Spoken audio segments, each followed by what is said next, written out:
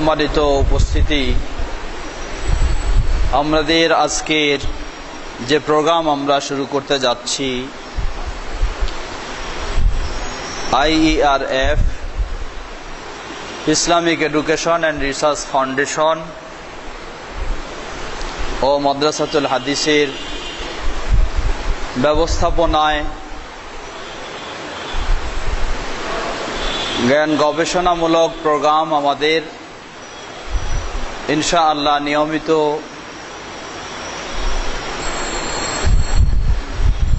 সামনের দিনগুলিতে হবে। আজকে প্রথম দিন হিসাবে প্রস্তুতির কিছুটা এখনো ত্রুটি রয়েছে, যেগুলি আমরা সামনের দিনে যথাসময় সব প্রস্তুত থাকবে এবং সময়টাকে সুন্দরভাবে আমরা কাজে লাগাতে পারবো, সেভাবে সামনের দিন থেকে আমরা ইনশাআল্লাহ সেই প্রস্তুতি নিয়ে রাখব। আজকের এই প্রোগ্রামের পরেও আপনাদের সুপরামর্শ আমরা কামনা করছি, কিভাবে এই প্রোগ্রামকে আরো সুন্দর করা যায় সে লক্ষ্যে আপনারা পরামর্শ দেবেন। কারণ আমাদের এই আলোচনা বা এই উপস্থাপনা সামনে সমবেত শ্রোতাদের মাঝেই শুধু সীমাবদ্ধ নয়,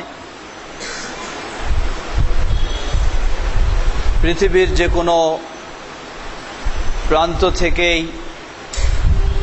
মানুষ এই আলোচনাগুলি থেকে পর্যায়ক্রমে উপকৃত হতে পারবে ইনশাআল্লাহ। সে লক্ষ্যে নিয়মিত এই আলোচনাগুলি ধারণ করার পরে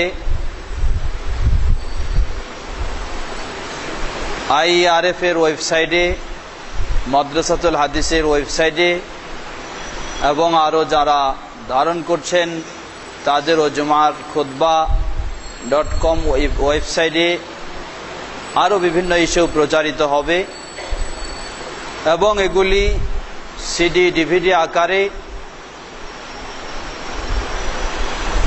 সরবরাহ করা হবে। সুতরাং আমরা এই প্রোগ্রাম যত সুন্দরভাবে করা যায় সেভাবেই আমরা চেষ্টা করব ইনশাআল্লাহ। আল্লাহ আমাদের সবাইকে সে তৌফিক দান করুন। আজকে আমরা শুরু করতে যাচ্ছি।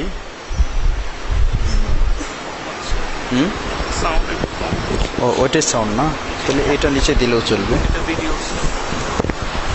আরেকটা পড়ে গেছে নাকি? এটা পড়ে গেছে তোমার,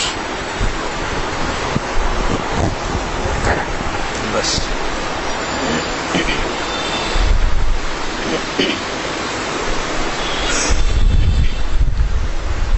আসসালামু আলাইকুম ওয়া রাহমাতুল্লাহি ওয়া বারাকাতুহু। আলহামদুলিল্লাহি রাব্বিল আলামিন والصلاة والسلام على عبد الله ورسوله نبينا محمد وعلى آله وصحبه ومن تبعهم بإحسان إلى يوم الدين. أما بعد، فأعوذ بالله من الشيطان الرجيم. بسم الله الرحمن الرحيم. يريدون ليطفئوا نور الله بأفواههم والله متم نوره ولو كره الكافرون.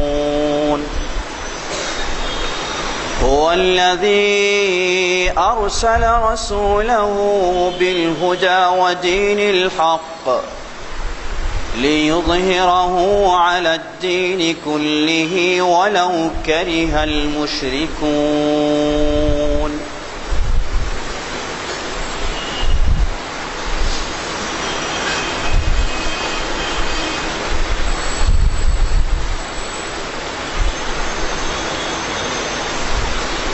আলহামদুলিল্লাহ, IERF কর্তৃক আয়োজিত আজকের এই আলোচনা সভায় সমবেত অতিথিবৃন্দ, উলামায়ে কেরাম, সুধীবৃন্দ ও শিক্ষার্থী ছাত্রবৃন্দ, আজকে আমরা নির্দিষ্ট একটি বিষয়কে সামনে রেখে আমাদের আলোচনা উপস্থাপন করব ইনশাআল্লাহ। বিষয়টি বর্তমান এ উন্নত যুগে, প্রযুক্তির যুগে একটি অত্যন্ত গুরুত্বপূর্ণ বিষয়। বিষয়টি হচ্ছে ইসলাম প্রচারে মিডিয়ার ভূমিকা।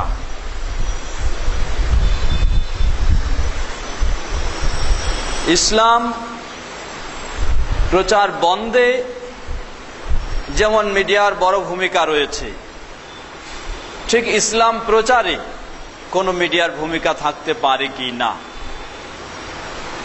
সে বিষয়টি আজকে আমরা কোরআন ও সুন্নাহর আলোকে একটু জানার চেষ্টা করব। ইসলামের বিষয়ে অপপ্রচার, ইসলামের বিষয়ে মানুষকে নিরুৎসাহিতকরণ, যত ধরনের প্রচার, সকল প্রকার প্রচারগুলি এ মিডিয়ার যুগে, মিডিয়ার মাধ্যমে পৃথিবীর আনাচে কানাচে সর্বস্তরের মানুষদের কাছে পৌঁছে দেওয়া হচ্ছে।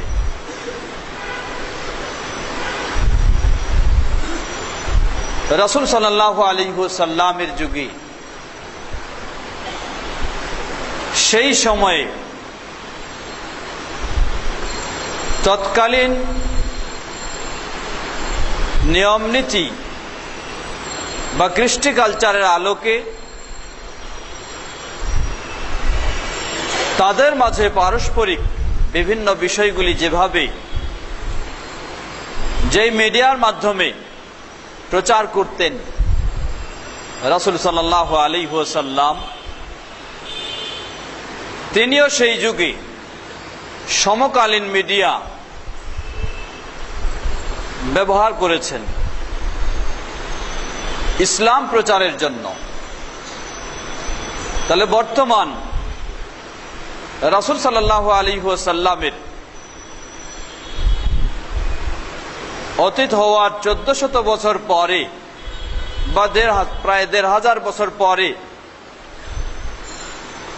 এখনকার এই মিডিয়া, এ সময়ের মিডিয়াকে ইসলাম প্রচারের ক্ষেত্রে ব্যবহার করা যেতে পারে কি না, একটি অবশ্যই গুরুত্বপূর্ণ দিক। আল্লাহ সুবহানাহু ওয়া তাআলা কোরআনুল কারীমে একটি গুরুত্বপূর্ণ তথ্য তুলে ধরেছেন। সাথে আল্লাহ সুবহানাহু ওয়া তাআলা এক্ষেত্রে তার সাহায্য সহযোগিতার দিকটিও তিনি উল্লেখ করেছেন। আল্লাহ রাব্বুল আলামিন সূরা সাফফের 8 এবং 9 নম্বর আয়াতে ঘোষণা দিচ্ছেন, ইউরিদুনা লিইউতফিউ নূরাল্লাহ বিআফওয়াহিহিম, তারা তাদের মুখের কথার মাধ্যমে আল্লাহর নূরকে, আল্লাহর দ্বীনকে, আল্লাহর মনোনীত ইসলামকে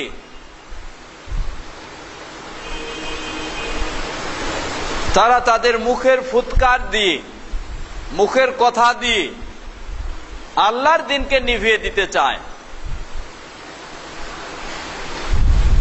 রাসূল সাল্লাল্লাহু আলাইহি ওয়াসাল্লামের যুগে, কোরআন নাজিলের যুগে যেমনই ভাবে ইসলাম বিদ্বেষী যারা, ইসলাম বিরোধী যারা, কোরআন বিরোধী যারা, তারা ইসলামকে তাদের ফুৎকারে নিভিয়ে দেওয়ার অপপ্রচেষ্টা চালিয়েছিল, আজকেও প্রতিটি সময়ে, প্রতিটি দেশে, প্রতিটি যুগেও একইভাবে সে সময়ের ইসলাম বিদ্বেষী যারা, ইসলাম বিরোধী যারা, ইসলামের শত্রু যারা, তারাও তাদের ফুৎকার দিয়ে ইসলামকে নিভিয়ে দিতে চায়। আল্লাহ সুবহানাহু ওয়া তাআলা শক্তভাবে তাদের জবাব দিয়েছেন। আল্লাহ রাব্বুল আলামিন বলেন, ওয়াল্লাহু মুতিম্মু নূরিহি ওয়ালাউ কারিহাল কাফিরুন। পৃথিবীতে আল্লাহ সুবহানাহু ওয়া তাআলা ইসলাম রেখেছেন, রাখবেন।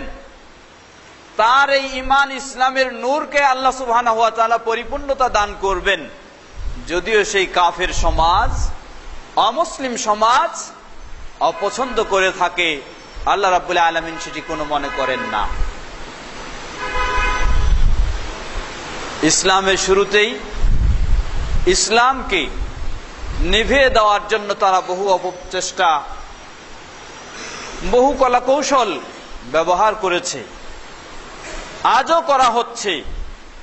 মনে রাখতে হবে আল্লাহ সুবহানাহু ওয়া তাআলা তিনি এই ইসলাম এর মালিক, তিনি এই ইসলাম দিয়েছেন, তার পক্ষ থেকে এই ইসলাম এসেছে। সুতরাং অমুসলিম গোষ্ঠী তারা যতই চেষ্টা প্রচেষ্টা করুক না কেন, কখনো তাদের পক্ষে ইসলামকে পৃথিবীর বুক থেকে নিভিয়ে দেওয়া সম্ভব হবে না। আল্লাহ রাব্বুল আলামিন সেই ইসলামকে পৃথিবীর বুকে সুপ্রতিষ্ঠিত করে রাখবেন, সে কথা আল্লাহ সুবহানাহু ওয়া তাআলা ঘোষণা দিয়েছেন। এবং ইসলামের বিষয়ে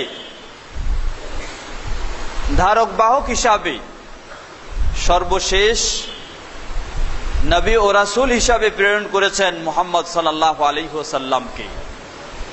9 নম্বর আয়াতে আল্লাহ বলছেন, হুয়াল্লাযী আরসালা রাসূলাহু বিল হুদা ওয়া দীনিল হক লিইয়ুযহিরাহু আলাদ দীনি কুল্লিহি ওয়ালাউ কারিহাল মুশরিকুন। তিনি সেই সত্তা যিনি ইসলামকে পরিপূর্ণতায় রূপ দান করবেন।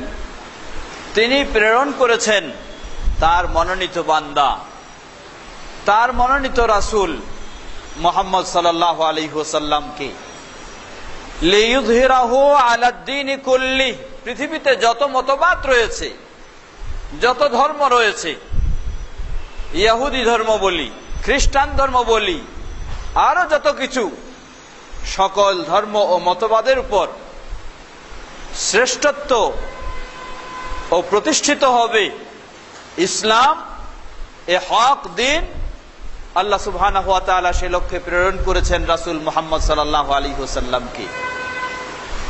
ওয়ালাউ কারিহাল মুশরিকুন, যদিও এই মুশরিক সমাজ অপছন্দ করে থাকে। সম্মানিত সুধীবৃন্দ, আল্লাহ সুবহানাহু ওয়া তাআলার পক্ষ থেকে প্রেরিত রাসূল মুহাম্মদ সাল্লাল্লাহু আলাইহি ওয়াসাল্লাম তিনি স্পষ্টভাবে ঘোষণা দিয়েছেন, মুসনাদে আহমদের সহিহ সনদে প্রমাণিত।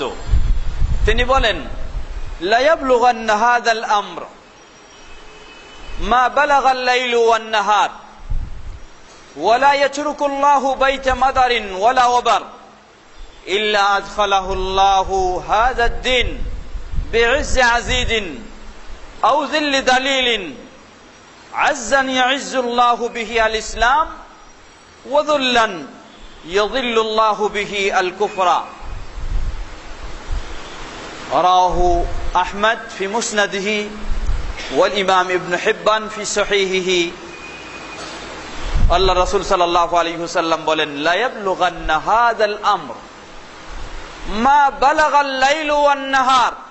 পৃথিবীর যেই অঞ্চলে দিবা এবং রাত্রি পৌঁছেছে, দিন ও রাত যেখানে পৌঁছেছে, সেখানে অবশ্যই অবশ্যই এই ইসলাম পৌঁছবেই ইনশাআল্লাহ। আল্লাহ সুবহানাহু ওয়া তাআলা পৃথিবীর এমন কোন স্থান বাদ রাখবেন না, ধনীর অট্টালিকা হোক আর দরিদ্রের কুঁড়ের ঘর হোক, সর্বত্রই আল্লাহ সুবহানাহু ওয়া তাআলা এই ইসলামকে পৌঁছে দিবেন। বিইজ্জি আজিজিন, সম্মানিত মানুষের কাছে সম্মানের সাথে ইসলাম পৌঁছবে, আর অপমানিতর কাছে তাকে অপমান করার জন্য ইসলাম পৌঁছবে। আল্লাহ রাব্বুল আলামিন যাকে সম্মানিত করতে চান এই ইসলামের মাধ্যমে তাকে সম্মানিত করবেন। আর যাকে অপমানিত করতে চান, লাঞ্ছিত করতে চান, কুফরের মাধ্যমে তাকে লাঞ্ছিত করবেন। যেই রাসূল সাল্লাল্লাহু আলাইহি ওয়াসাল্লামকে আল্লাহ সুবহানাহু ওয়া তাআলা পৃথিবীর সর্বত্র এই ইসলামকে পৌঁছে দেওয়ার জন্য প্রেরণ করেছেন, যাকে আল্লাহ সুবহানাহু ওয়া তাআলা পৃথিবীর সকল মতবাদের উপর ইসলামকে প্রতিষ্ঠিত করার জন্য প্রেরণ করেছেন, সেই রাসূল সাল্লাল্লাহু আলাইহি ওয়াসাল্লাম এই সুসংবাদ দিয়েছেন। সুপ্রিয় দর্শকবৃন্দ, সুতরাং আমরা বলতে পারি রাসূল সাল্লাল্লাহু আলাইহি ওয়াসাল্লামের যুগ থেকে এ পর্যন্ত পৃথিবীর সর্বত্র সকলের কাছে ইসলাম পৌঁছেছে, না পৌঁছলেও অবশ্যই পৌঁছে যাবে। আর এই ইসলামকে যারা গ্রহণ করবে তারাই হবে পৃথিবীর বুকে এবং পরকালীন জীবনে সম্মানীয় মর্যাদাশীল। আর যারা এই ইসলামকে প্রত্যাখ্যান করে কুফরকে, ইসলাম বিরোধী চিন্তা চেতনাকে গ্রহণ করে নেবে, তারা অবশ্যই হবে লাঞ্ছিত, অপমানিত পৃথিবীতে এবং পরকালীন জীবনে। আল্লাহ সুবহানাহু ওয়া তাআলা আমাদেরকে এই ইসলামের মাধ্যমে সম্মানিত হওয়ার তৌফিক দান করুন। আসুন, রাসূল সাল্লাল্লাহু আলাইহি ওয়াসাল্লাম তিনি বললেন এই ইসলাম পৌঁছে যাবে, আল্লাহ সুবহানাহু ওয়া তাআলা পৌঁছায় দেবেন। তাহলে কিভাবে পৌঁছে যাবে আর কিভাবে আল্লাহ সুবহানাহু ওয়া তাআলা পৌঁছায় দেবেন? আল্লাহ সুবহানাহু ওয়া তাআলা পৌঁছায় দিবেন, তাই আমাদেরকে ইসলাম অন্যের কাছে পৌঁছানোর জন্য কোনো ভূমিকা রাখতে হবে না, বিষয়টি কিন্তু এমন নয়। যদি তাই হতো তাহলে রাসূল সাল্লাল্লাহু আলাইহি ওয়াসাল্লাম কত কষ্ট করে, কত কষ্ট স্বীকার করে, কত ত্যাগ স্বীকার করে, কত জীবনের হুমকি নিয়ে তিনি ইসলাম অন্যের কাছে পৌঁছানোর জন্য চেষ্টা করতেন না। তিনি এতটুকু বললেই যথেষ্ট হতো যে আল্লাহ পৌঁছানোর দায়িত্ব নিয়েছেন, আল্লাহ পৌঁছায় দেবেন, আমার এত কষ্ট করে পৌঁছার দায়িত্ব নেই। তা নয়, আল্লাহ সুবহানাহু ওয়া তাআলা এই ইসলামকে অন্যের কাছে পৌঁছাবেন মুসলিমদের মাধ্যমেই। এজন্য মুসলিম সমাজকে আল্লাহ সুবহানাহু ওয়া তাআলা কোরআনুল কারীমের অসংখ্য আয়াতে নির্দেশ দিয়েছেন, মুসলিমদের দায়িত্ব, কর্তব্য হলো অন্যের কাছে এই ইসলাম পৌঁছে দেওয়া, অন্যের কাছে এই ইসলামের দাওয়াত দেওয়া, অন্যের কাছে এই ইসলাম এর সংবাদ ছড়িয়ে দেওয়া। রাসূল সাল্লাল্লাহু আলাইহি ওয়াসাল্লাম যিনিও তার হাদিসে এ মর্মে অনেক বর্ণনা দিয়েছেন, এবং এই কাজটি অত্যন্ত একটি মূল্যবান ফজিলতপূর্ণ কাজ। আল্লাহ সুবহানাহু ওয়া তাআলা তিনি বলেন, وَمَنْ أَحْسَنُ قَوْلًا مِّمَّنْ دَعَا إِلَى اللَّهِ وَعَمِلَ صَالِحًا وَقَالَ إِنَّنِي مِنَ الْمُسْلِمِينَ وَمَنْ أَحْسَنُ قَوْلًا مِّمَّنْ دَعَا إِلَى اللَّهِ পৃথিবীর বুকে ওই ব্যক্তির কথার চেয়ে কার কথা আর অধিক সুন্দর হতে পারে যে ব্যক্তি আল্লাহর দিকে মানুষকে আহ্বান জানায়, আল্লাহর দিকে মানুষকে দাওয়াত দেয়। আল্লাহ সুবহানাহু ওয়া তাআলা যে ব্যক্তি, যে মুসলিম নিজে ইসলাম মেনে চলবে এবং অন্যের কাছে এই ইসলামের দাওয়াত পৌঁছে দেবে, আল্লাহ সুবহানাহু ওয়া তাআলা সেই মুসলিম ব্যক্তির এই ইসলামের দাওয়াত পৌঁছার ক্ষেত্রে তার যে কথা, তার যে বক্তব্য, তার যে দাওয়াত, তার যে আলোচনা, এটাকে পৃথিবীর বুকে সবচেয়ে সুন্দর বলে আল্লাহ সুবহানাহু ওয়া তাআলা মূল্যায়ন করলেন। রাসূল সাল্লাল্লাহু আলাইহি ওয়াসাল্লাম এমন অনেক বর্ণনা দিয়েছেন। আজকে আমরা সে বিষয় নিয়ে বিস্তারিত কথা বলছি না, আরো একদিন আমরা সে বিষয় নিয়ে কথা বলবো ইনশাআল্লাহ। আজকে আমরা যে বিষয়টি নিয়ে আপনাদের সামনে সমবেত হয়েছে সে বিষয় নিয়ে আলোচনা করব ইনশাআল্লাহ। সুতরাং ইসলাম পৌঁছে দেওয়া অন্যের কাছে এটি একটি গুরুত্বপূর্ণ দায়িত্ব এবং একটি অত্যন্ত ফজিলতপূর্ণ বিষয়।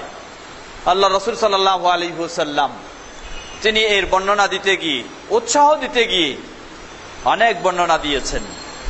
সহিহ মুসলিমের হাদিস, তিনি বলেন, মান জাআ ইলাল হুদা ফালাহু আজরুহা ওয়া আজরু মান আমিলা বিহা।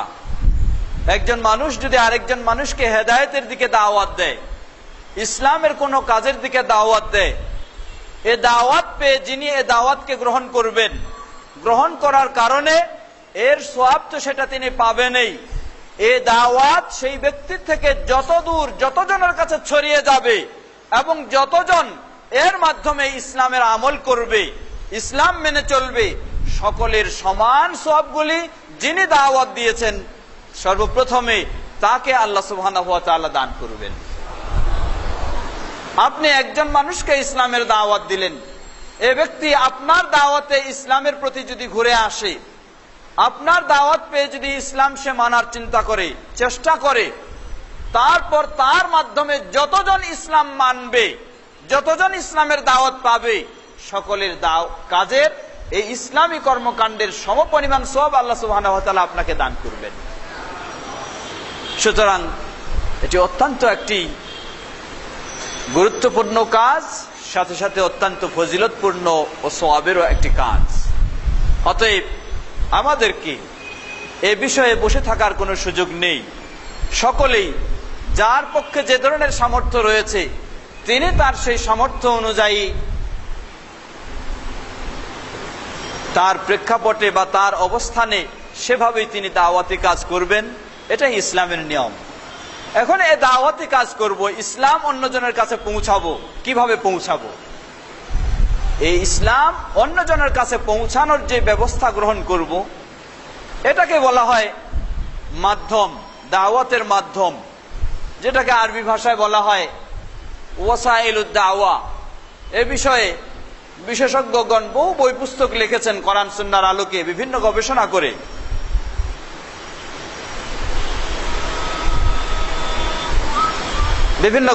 করে। বহু বই পুস্তক লিখেছেন।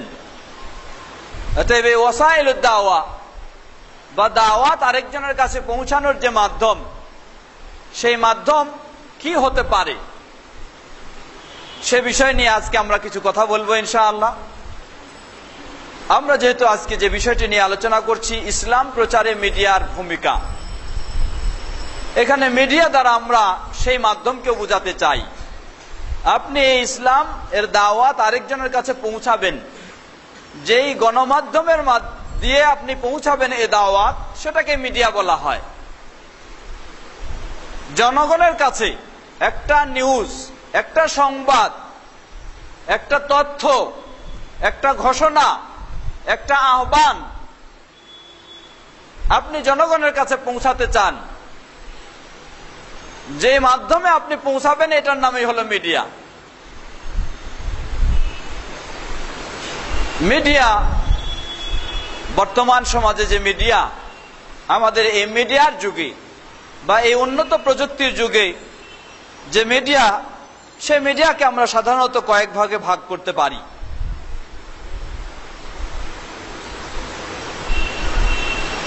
এক প্রকার মিডিয়া যেটা শরীয়ত সম্মত, রাসূল সাল্লাল্লাহু আলাইহি সাল্লামের যুগে ছিল, এখনো রয়েছে। আরেক প্রকার মিডিয়া যেটি শরীয়ত সম্মত নয়, সম্পূর্ণ হারাম, শরীয়ত নিষিদ্ধ, রাসূল সাল্লাল্লাহু আলাইহি সাল্লামের যুগেও সেটা ব্যবহার করা হয়নি, ছিল অথচ ব্যবহার করা হয়নি। আরেক প্রকার মিডিয়া বলতে পারি যেটা সরাসরি শরীয়ত সম্মত বলা যাচ্ছে না, আবার সরাসরি শরীয়ত নিষিদ্ধ এটাও বলা যাচ্ছে না। তাই এ বিষয়ে যারা বিশেষজ্ঞ, তারা কেউ তাদের দৃষ্টিকোণ থেকে এটাকে বৈধ বলেছেন, আবার কেউ তাদের ভিন্ন দৃষ্টিকোণ থেকে এটাকে অবৈধ বলেছেন। এখন আসুন, এই মিডিয়া সাধারণত বর্তমানে মিডিয়ার যুগেও এই মিডিয়া সাধারণত 4 ধরনের হতে পারে। এরপর প্রতিটি বিভিন্ন রকমের রয়েছে, সাধারণত 4 ধরনের হতে পারে। প্রথম, যেটাকে আমরা প্রিন্ট মিডিয়া বলি, যা মুদ্রণ করে প্রকাশ করা হয়। এই প্রিন্ট মিডিয়া আবার 2 ধরনের রয়েছে, একটা নিয়মিত আর একটা অনিয়মিত। নিয়মিত প্রতিদিন দৈনিক পত্রিকা বের হচ্ছে, প্রতি সপ্তাহে সাপ্তাহিক পত্রিকা বের হচ্ছে, ম্যাগাজিন বের হচ্ছে, মাসিক ম্যাগাজিন বের হচ্ছে বা বাৎসরিক, এগুলি হচ্ছে নিয়মিত। অনিয়মিত একটা বই আপনি প্রিন্ট করেছেন, এই বইটাকে আপনি সারা বিশ্বে মানুষের কাছে ছড়িয়ে দেবেন, এটা নিয়মিত আপনি বের করেন না, যখন বের করেছেন শেষ হয়ে গেলে আবার বের করবেন, এটা হলো প্রিন্ট মিডিয়ার অন্তর্ভুক্ত, কিন্তু অনিয়মিত। এই প্রিন্ট মিডিয়া যেটা আজকে, এটা হয়তো তার পদ্ধতি এবং বৈশিষ্ট্যে কিছুটা পরিবর্তন হয়েছে। মূলত এই মিডিয়া রাসূল সাল্লাল্লাহু আলাইহি সাল্লামের যুগেও ছিল। এই মিডিয়া রাসূল সাল্লাল্লাহু আলাইহি সাল্লাম নিজে ব্যবহার করেছেন। রাসূল সাল্লাল্লাহু আলাইহি সাল্লাম এই মিডিয়া ব্যবহার করার অনুমতি দিয়েছেন। কোরআনুল কারীম যখন নাজিল হতো, এই কোরআনুল কারীম নাজিল হতো, সেই সময় এটাকে লিখে রাখার জন্য রাসূল সাল্লাল্লাহু আলাইহি সাল্লাম একাধিক সাহাবীকে দায়িত্ব দিয়েছেন, যাদেরকে কাতেবে ওহী বলা হয়। ওহী এর লেখক বৃন্দ, তারা এটাকে লিখে রাখতেন। কিসে লিখে রাখতেন? সেই সময়ে লেখার বস্তু যেগুলি পাওয়া যেত সেগুলিতেই লিখে রাখতেন। হতে পারে সেটা কাঠেও লিখে রেখেছেন, গাছের পাতাতেও লিখে রেখেছেন, হাড়েও লিখে রেখেছেন, পাথরেও লিখে রেখেছেন। আর সেগুলি একজন আরেকজনের মাঝে সরবরাহ হতো। অতএব এই প্রিন্ট মিডিয়া আজকে হয়তো আমরা সেই বিভিন্ন রকমের অত্যাধুনিক মেশিন ব্যবহার করে এটাকে মুদ্রণ করছি, আর রাসূল সাল্লাল্লাহু আলাইহি সাল্লামের যুগে হাতের মাধ্যমে সেটাকে মুদ্রণ করা হতো। একই বিষয়, বৈশিষ্ট্যগত কিছু পার্থক্য রয়েছে। আজকে প্রিন্ট মিডিয়ায় কিছু যেগুলিতে মানুষের ছবি বা বিভিন্ন রকমের কিছু ব্যবহার করা হয়, রাসূল সাল্লাল্লাহু আলাইহি সাল্লামের যুগেও ব্যবহার করা হতো। সেই সময়েও বিভিন্ন জনের কাছে চিঠি ব্যবহার করতেন, পাথরে খোদাই করে। সেই পাথরে যেমনই ভাবে কিছু লেখা থাকতো, তেমনি ভাবে কিছু নোংরা চিত্রও থাকতো। অতএব হুবহু এই ধরনের সেই যুগেও ছিল, কিন্তু রাসূল সাল্লাল্লাহু আলাইহি ওয়াসাল্লাম সেই নিষিদ্ধ চিত্রগুলিকে ব্যবহার করেননি। সেটা সেই যুগেও ব্যবহার নিষিদ্ধ ছিল, আজও সেটা ব্যবহার নিষিদ্ধ।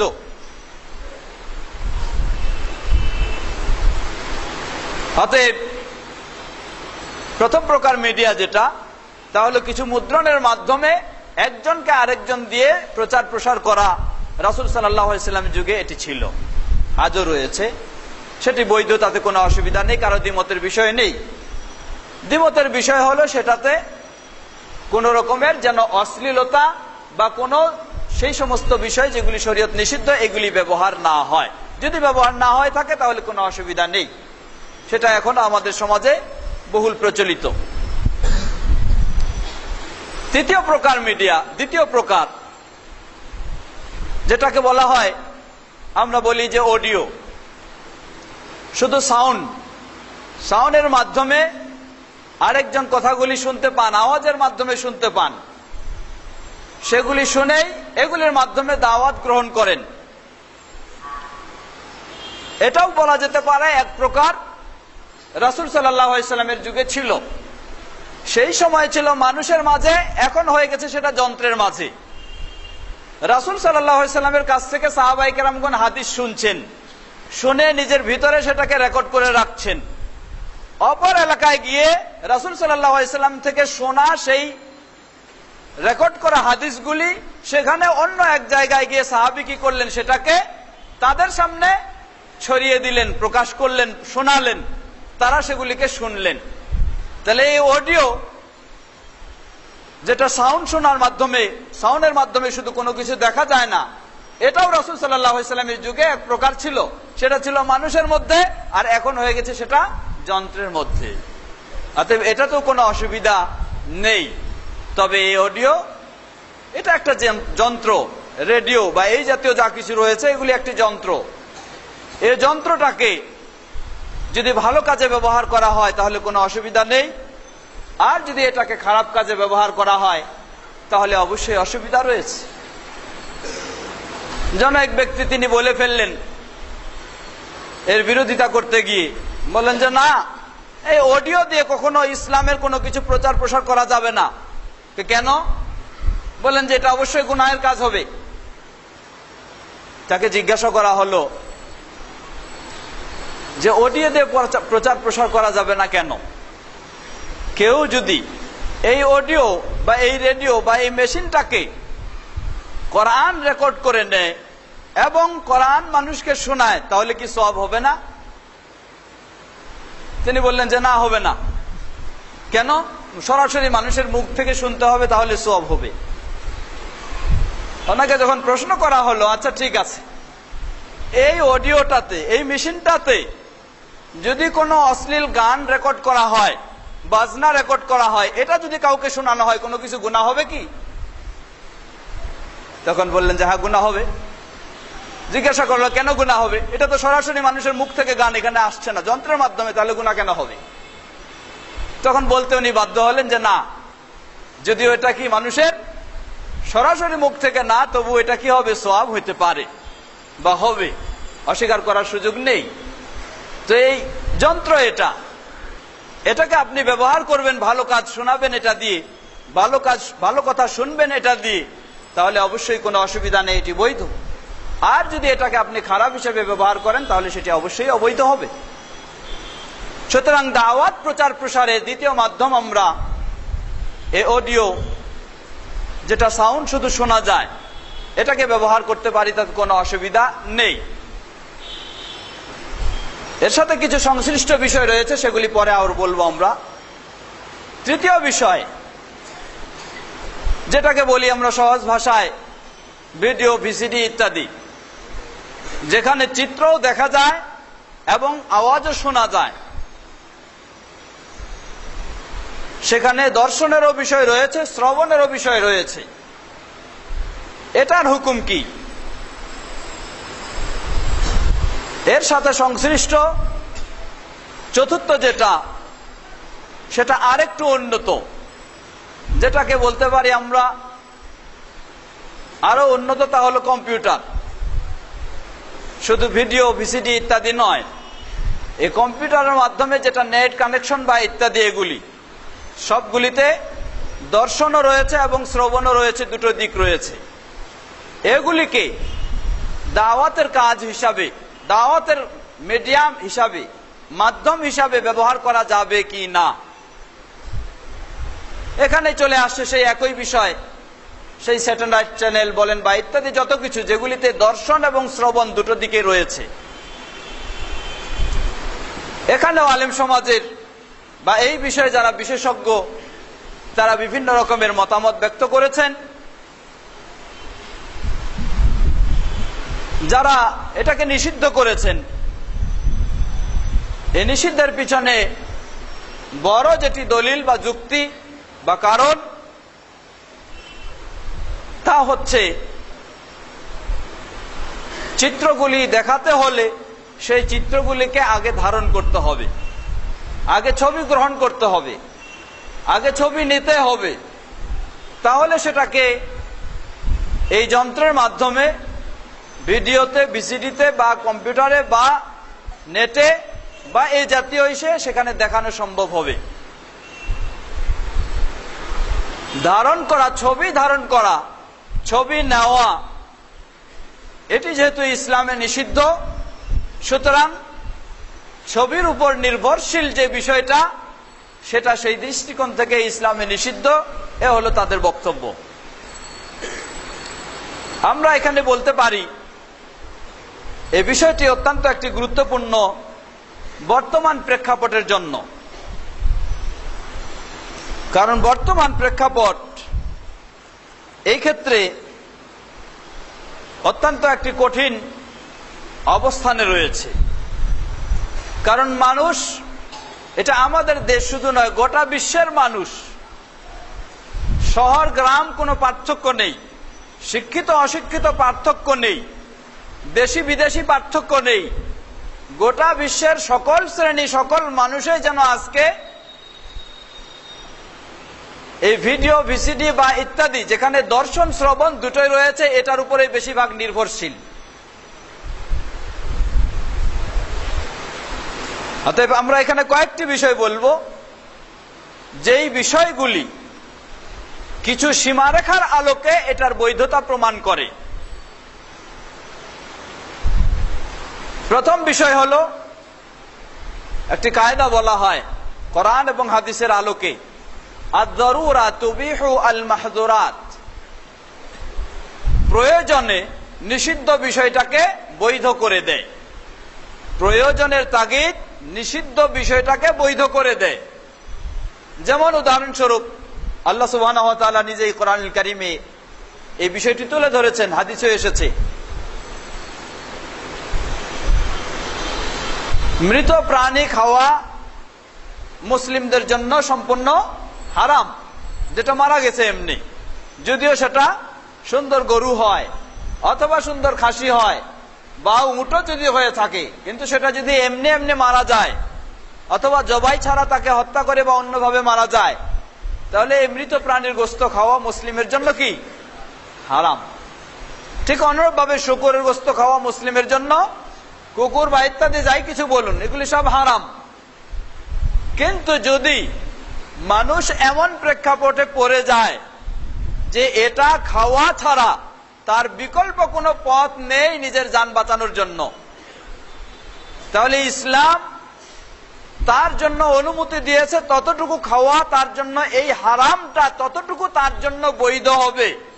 হারাম, এরপরও এটা ততটুকু তার জন্য বৈধ হবে যতটুকু খাওয়ার মাধ্যমে সে নিজের জানটা বাঁচাতে পারবে। এতটুকু ইসলাম তার জন্য হারাম হওয়া সত্ত্বেও ওই অবস্থায় ওই ব্যক্তির জন্য ইসলাম এটার অনুমতি দিয়েছে। আর যার সামনে অনেক হালাল খাদ্য রয়েছে, এটা ছাড়া সে চলতে পারছে, তার জন্য ইসলাম এটা কখনো অনুমতি দেয়নি। তাহলে বর্তমান আমরা এমন এক প্রেক্ষাপটে, এই প্রেক্ষাপট যেটা এমন মিডিয়া, ভিডিও, ভিসিডি বা নেট বা আরো যা কিছু, এগুলি যেখানে দর্শন ও শ্রবণ দুটাই রয়েছে, মানুষ যেন এটার উপর নির্ভরশীল এমন ভাবে হয়ে গেছে, এটা থেকে মানুষকে সরানো সম্ভব নয়, এমন চলে গেছে পর্যায়টা। তাহলে এই পর্যায়টা যদি এমন চলে যায়, আর এই ভিডিও বা ভিসিডি বা স্যাটেলাইট বা যাই বলুন, যেটাতে দর্শন শ্রবণ দুটাই রয়েছে, এটা এখন হাতিয়ার হিসেবে ব্যবহার করছে, এটাকে সবচেয়ে বড় মাধ্যম হিসেবে ব্যবহার করছে যারা ইসলাম বিরোধী, ইসলাম বিদ্বেষী তারা। এর মানে সমাজের সকল মানুষ এটার উপরে অভ্যস্ত হয়ে গেছে, নির্ভরশীল হয়ে গেছে, আর সেটার মাঝে ইসলামের কোনো কিছু পাওয়া যাচ্ছে না। সম্পূর্ণ ইসলাম বিরোধী ও বিদ্বেষী বিষয়গুলি এটাতে শুধু ছড়ানো হচ্ছে। আমার এই মুসলিম সমাজকে আমি নিষিদ্ধ করেও এটাকে বন্ধ করতে পারছি না, বাধা দিয়েও তাদেরকে দূরে রাখতে পারছি না। এমনই ভাবে বাধ্য হয়েছে মানুষ যেন সেটাকে গ্রহণ করতে। এমত অবস্থায় যখনই কেউ এই শ্রবণ ও দর্শনের মিডিয়াটা গ্রহণ করতে চায়, তখনই তার কাছে ইসলাম বিরোধী, ইসলাম বিদ্বেষী কথাগুলি তার কানে, তার ব্রেনে চলে আসে। পর্যায়ক্রমে দেখা যায় সে মুসলিম ঘরের সন্তান হলেও সে একদিন যেন ইসলাম বিদ্বেষী সেও হয়ে বসেছে। সে মুসলিম ঘরের সন্তান হলেও ইসলাম বিরোধী হয়ে বসেছে। কারণটা কি? সে 24 ঘন্টায় যে মিডিয়াটা ব্যবহার করছে, 24 ঘন্টা যেই মাধ্যমের উপর সে নির্ভরশীল হয়েছে বিভিন্ন তথ্য সংগ্রহের জন্য, সেই মাধ্যমটাতে সে ইসলাম বিরোধী কথা ছাড়া ইসলামের পক্ষে কোনো কথা পায় না। ইসলাম বিদ্বেষী চিন্তা চেতনা ছাড়া ইসলাম প্রিয় হওয়ার কোন চিন্তা চেতনা সেখানে পায় না। যার ফলে দেখা যায় যে মুসলিম হওয়া সত্ত্বেও মুসলিমের সন্তানেরা ইসলাম বিরোধী হয়ে যাচ্ছে, ইসলাম বিদ্বেষী হয়ে যাচ্ছে। এটা একটি দিক। তাহলে এই ক্ষেত্রে আমাদের অবস্থান কি হবে? আমরা যদি বলি যে না, চলতে আছে চলতে থাকুক, যেহেতু এটাকে বন্ধ করতেও পারবো না, আর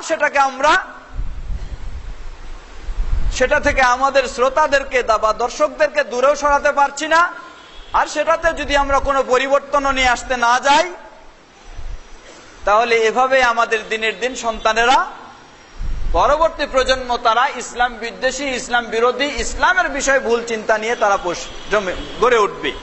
এটা হলো এক সমস্যা। দ্বিতীয় সমস্যা, এই ফ্যানটা মনে হয় একটু সাইড করে দিলে ভালো হয়। দ্বিতীয় সমস্যা, আজকে এই মিডিয়া, যে মিডিয়া দর্শন এবং শ্রবণ দুটো রয়েছে, সেখানে ইসলামের কিছু বিষয় পাওয়া যাচ্ছে, কিন্তু সেগুলি কোন ধরনের? সেগুলিকে কোরআন এবং সুন্নাহর আলোকে, না কোরআন সুন্নাহ ছাড়া বিভিন্ন রকমের বিভিন্ন দলীয় চিন্তা চেতনা? জবাব, আলহামদুলিল্লাহ, এখন অনেকটা সঠিক ইসলামের অবস্থান সেগুলিতে এসে গেছে। প্রাথমিক পর্যায়ে যখন ডিশ চালু হয়, যখন এই স্যাটেলাইট চালু হয়, তখন দেখা যেত এই ডিশে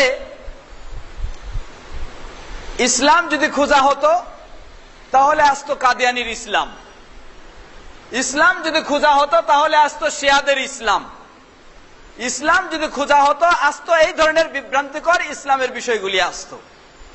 তাহলে একজন মুসলিমের ছেলেও যদি ওই মিডিয়াতে ইসলাম খুঁজতো, তাহলে সে পেত কি?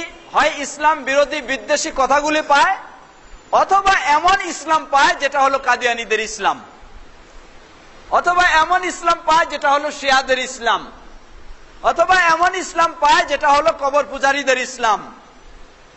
নাই সেখানে সঠিক ইসলাম। তাহলে এখন যে মিডিয়া ওই মিডিয়ার উপর নির্ভরশীল হয়েছে, সে সেখানে প্রথমে পাচ্ছে ইসলাম বিদ্বেষী বিরোধী কথাগুলি। দ্বিতীয়, যদি ইসলাম কিছু পাচ্ছে, তাহলে সেটা পাচ্ছে সম্পূর্ণ 100% বিভ্রান্ত ইসলাম। কখনো সেটা ইসলাম নয়, সঠিক ইসলাম নয়, কোরআন সুন্নাহর ইসলাম নয়। সেটা পেয়ে হয়তো তার মাঝে ইসলামী চেতনা রয়েছে, ইসলাম মানতে চায়, ইসলাম জানতে চায়, তখন সে কি করে? সে ওই কাদিয়ানি ইসলাম পেয়ে যায়, সেটাই জানে, সেটাই মানে। সঠিক ইসলাম তার পক্ষে জানা মানা সম্ভব হয় না। তৃতীয় বিষয়,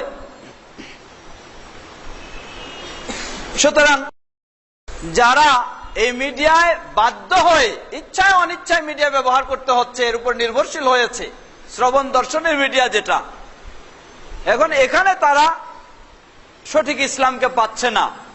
অতএব সঠিক ইসলাম দেওয়ার জন্য আপনাকে প্রয়োজনে এই মিডিয়া ব্যবহার করতে হবে শর্ত সাপেক্ষে।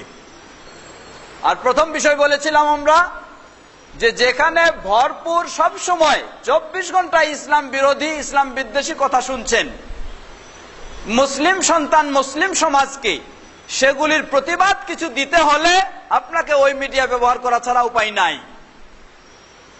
আপনি ঘরে বসে এর প্রতিবাদ করলেন, কয়জনের কাছে এই সংবাদ পৌঁছবে? কিন্তু 1 মিনিটে গোটা বিশ্বের কোটি কোটি অসংখ্য মানুষের কাছে ইসলাম বিদ্বেষী কথাগুলি পৌঁছায় দিল। অতএব সেখানে ইসলাম বিরোধী বিদ্বেষী কথাগুলির প্রতিবাদ করতে হলেও আপনাকে সে মিডিয়ায় যাওয়ার প্রয়োজন। দ্বিতীয় বিষয়, সঠিক ইসলামের পরিচয় তুলে ধরতে হলে যারা ইসলামের নাম দিয়ে বাতিল চিন্তা চেতনাগুলিকে প্রচার করে, সেখানেও সঠিক ইসলাম এর পরিচয় দিতে হলে আপনাকে সে মিডিয়ায় যাওয়া প্রয়োজন। তৃতীয় বিষয়, আজকে মুসলিম সমাজ বহু দলে বিভক্ত। বিভিন্ন সমাজ, এক একজন, কেউ আপন মাযহাব, কেউ আপন তরিকা, কেউ আপন চিন্তা, সেটা নিয়ে ব্যস্ত, সেটা নিয়ে বিভক্ত। একজন, ধরে নেন একটা মসজিদ রয়েছে এক গ্রামে, সেই গ্রামের জামে মসজিদ, এই জামে মসজিদের মুসল্লি যারা, সেখানকার ইমাম যিনি, তিনি হলেন সেখানকার পীর সাহেব। তিনি যেই মাযহাবের মানুষ, সেই মাযহাবের নির্দেশনা ছাড়া ওই এলাকার মানুষদেরকে ভিন্ন কোনো কথা তাদের শোনার সুযোগ দেওয়া হয় না। তাদেরকে তাদের প্রতিষ্ঠানে কোনো ভালো কোরআন ও সুন্নাহর বই পড়ানো হয় না। কোনো ভালো কোরআন ও সুন্নাহর কেউ বক্তব্য দিবে এমন কারো ওখানে যাওয়ার সুযোগ নেই, বক্তব্য দেওয়ার সুযোগ নেই। এটাকে যেন কি করা হয়েছে? একটা গণ্ডির মাঝে সীমাবদ্ধ করে রাখা হয়েছে। ইচ্ছায় অনিচ্ছায় বাধ্য হয়ে তারা ওই মাযহাবী চিন্তা চেতনা ও কথা ছাড়া ইসলামের নাম দিয়ে সঠিক বিষয়গুলি জানার সুযোগ পায় না। তাহলে এই সমাজে আপনি যদি এখন সঠিক ইসলামকে পৌঁছাতে চান, আপনি ওখানে গিয়ে বক্তব্য দিতে চাইলে আপনাকে দেওয়ার সুযোগ দিবে না। আপনি কোনো একটা বই যদি সেখানে পাঠান, তাহলে আপনার বইটাকে জ্বালিয়ে দেওয়া হবে সকলের সামনে। তাহলে সেখানে আপনার এই সঠিক ইসলাম পৌঁছানোর পথ কি? সেখানে এই মিডিয়ার যুগে, এই উন্নত প্রযুক্তির যুগে সেখানে সঠিক ইসলাম পৌঁছানোর একটাই অন্যতম পথ, সেটা হলো মিডিয়া। অর্থাৎ এই ভিডিও বলেন বা ভিসিডি বলেন বা নেট বলেন অথবা স্যাটেলাইট বলেন, এটাই হলো ওখানকার জন্য অন্যতম মাধ্যম এবং নিরাপদ মাধ্যম, যেটা আজকে আলহামদুলিল্লাহ আমরা অনেক ফলাফল পেয়েছি পিস টিভি বাংলার মাধ্যমে। যে সমাজের মানুষদেরকে পীর সাহেবের মুরিদ না হওয়া ছাড়া কোনো উপায় ছিল না, সেই সমাজে অন্য কেউ গিয়ে সঠিক ইসলামের বক্তব্য প্রচার প্রসার করা সম্ভব হয়নি। কিন্তু আলহামদুলিল্লাহ সকলের ঘরে যখন কি রয়েছে, এই মিডিয়া রয়েছে, তখন এই পিস টিভির মাধ্যমে সেই সঠিক কথাগুলি সেখানে অতি নিরাপদে মানুষের ঘরে ঘরে পৌঁছানো সহজ হয়েছে, সম্ভব হয়েছে। যার ফলে বাইরে থেকে যত রকমের বাধা ও ব্যারিকেড থাকুক না কেন, প্রতিবন্ধকতা থাকুক না কেন, এর ভিতরেও সেখানে হক কথাগুলি জানার ও মানার সুযোগ হয়েছে আলহামদুলিল্লাহ। অতএব এই দৃষ্টিকোণ থেকেও আমরা মনে করছি তাহলে এই মিডিয়ার যুগে এই মিডিয়াকে শর্ত সাপেক্ষে আমরা এভাবে ব্যবহার করতে পারি। অনুরূপভাবে চতুর্থ বিষয় বলতে পারি আমরা,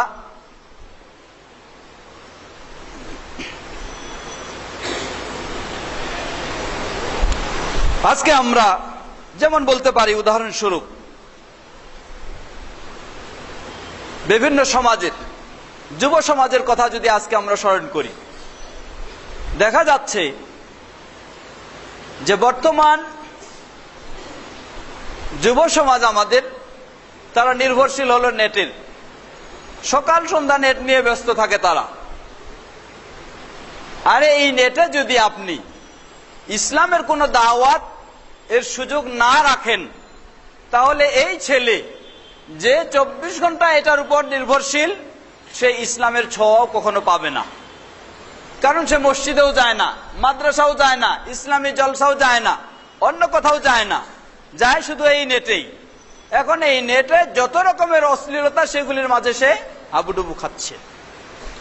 আলহামদুলিল্লাহ আমরা বলতে পারি যে এই নেটেও বা এই সমস্ত মাধ্যমে মিডিয়াতে ইসলামের সঠিক দাওয়াত এর সুযোগ থাকার কারণে ওই পরিবেশের বহু ছেলে আমরা পাচ্ছি যারা আলহামদুলিল্লাহ কোরআন এবং সহিহ সুন্নাহকে মানে এবং সেই আলোকে নিজের জীবনকে তারা গড়ার চেষ্টা করছে বহু রকমের সমস্যার মধ্য দিয়ে। তাহলে এটা বলা যেতে পারে এই মিডিয়াকে দাওয়াতের ক্ষেত্রে ব্যবহার করার মাধ্যমে এই সুযোগটি তারা পেয়েছে। যদি এই মিডিয়াতে এই ব্যবস্থাটা না থাকতো, তাহলে তাদের পক্ষে ইসলামের পথ চেনা, ইসলামের পথ দেখাটা খুবই যেন কষ্টকর ও কঠিন হয়ে যেত, অসম্ভবই হয়ে যেত। ঠিক এমনই ভাবে আমরা বলবো যে এই মিডিয়া, যারা আজকে এই মিডিয়ার উপর নির্ভরশীল, এই মিডিয়ার উপর নির্ভরশীল হয়ে তাদের ইসলাম থেকে পদস্খলন ঘটে যাচ্ছে, এমন ব্যক্তিদের মাঝে ইসলামের কথাগুলি কে তুলে ধরবে? তাদের সামনে ইসলামের পথ কে খুলে দিবে? কিভাবে সম্ভব? কখনো সেটা সম্ভব হতে পারে না, কারণ তাদের কাছে যাওয়াও সম্ভব নয়, তাদেরকে নিয়েও আসাও সম্ভব নয়। অতএব তাদের কাছে এই পরিবেশে একটাই সহজ পথ, তাদের কাছে ইসলামের সঠিক দাওয়া, সঠিক রূপরেখা তুলে ধরার, সেটা হচ্ছে এই মিডিয়া। সম্মানিত সুধীবৃন্দ, সুতরাং আমরা স্পষ্টভাবে বুঝলাম বা বুঝেছি যে এই মিডিয়ার যুগে ইসলাম সঠিকভাবে, ইসলামের বিরোধী কথাগুলির প্রতিবাদের জন্য বলুন, অথবা সঠিক ইসলাম প্রচার প্রসারের জন্য বলুন, অথবা বিভ্রান্ত দিশেহারা মুসলিম সমাজের সামনে ইসলামকে তুলে ধরার জন্য বলুন, এই মিডিয়া ব্যবহার করা দাওয়াতি কাজের ক্ষেত্রে অতি জরুরি বিষয় একটি। অতএব আমরা এই মিডিয়াকে ইসলাম প্রচার প্রসার দাওয়াতি কাজের ক্ষেত্রে ব্যবহার করতে পারি, তবে এর জন্য কিছু আমরা শর্ত দেব। আমরা সাধারণভাবে ঢালাওভাবে এটাকে কখনো ব্যবহার করতে পারি না। সেই শর্তগুলি হবে, ইসলামে ছবি গ্রহণ করা নিষিদ্ধ, সেটি অবশ্যই আমরা মানব। ছবি গ্রহণের কতগুলি দিক রয়েছে। সাধারণত যেগুলি ভিডিওর মাধ্যমে গ্রহণ করা হয় এবং স্যাটেলাইটের মাধ্যমে ছড়িয়ে দেওয়া হয়, সেগুলিতে প্রকৃতপক্ষে কোনো ব্যক্তির আলাদা কোনো কিছু তৈরি করা হয় না, তার আসল রূপটাকেই, চিত্রটাকে ধারণ করে আরেক দিকে তুলে ধরা হয়। তাই যেই ধরনের বিষয়টি নিষিদ্ধ করা হয়েছে কোরআন এবং সুন্নাহ বা হাদিসে, সেই বিষয়টি এখানে হুবহু পাওয়া যায় না। দ্বিতীয় বিষয়, এটা একটা স্থির চিত্র নয়। আপনি আপনার সেই কম্পিউটার বলেন অথবা ভিডিও বলেন অথবা টিভির যখন সেই স্ক্রিনকে চালু করলেন, তখন সেখানে আসলো, বন্ধ করে দিলে সেটা হারিয়ে গেছে, নাই কোনো কিছু অস্তিত্ব খুঁজে পাচ্ছেন না, ইত্যাদি দিক থেকে আমরা বলবো, বিশেষ প্রয়োজনে দ্বীনের স্বার্থে, দাওয়াতের স্বার্থে এইভাবে ভিডিও চিত্র গ্রহণ করা জায়েজ হতে পারে। তবে অবশ্যই সেটা হবে অশ্লীলতা মুক্ত।